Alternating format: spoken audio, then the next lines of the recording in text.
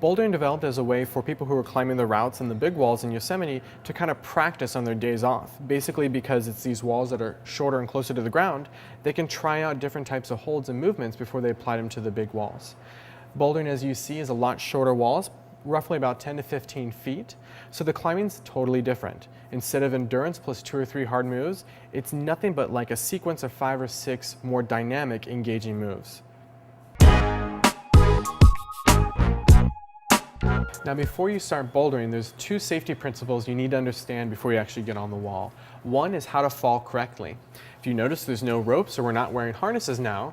So if you climb to the top, you are pretty much going to drop down, unless it's a top-out boulder where you go over the top. In this gym, it's not. So as you're climbing up, when you fall, you want to make sure you land onto this nice crash pad, this big mat down here. And when you fall, you never want to land straight-legged or lock your knees. That's going to cause shock loading to your joints.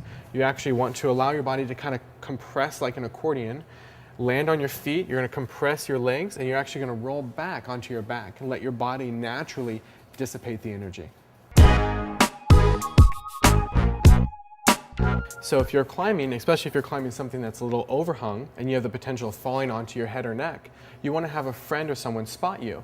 What a spotter does is all they're doing is putting their hands up, they're watching the climber as they go, and all your goal or attempt is to actually lead the climber back down to the pad if they fall. Sometimes when you do a big move or whatever, you might be swinging one way to the other.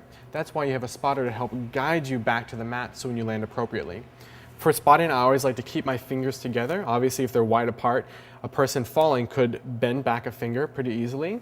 And when you're spotting females, it's a little different. Females, you're going to spot kind of around the hip area because they're lower center of gravity. And males, you're going to spot up towards the upper shoulders. So when they're falling, if they're going to topple back on you, you simply are going to push upright to keep them upright, prevent them from landing on their neck. So I know we talked about static movements with route climbing. So when you're climbing boulder problems, a lot of the movements can tend to be dynamic, which is why there's this rating system. The rating system here is a V system, starts with V0. Now what that means is a V0 is equal to about a 510 AB. So obviously the entry level is a little bit steeper than it is for routes, which can start at a 5.4.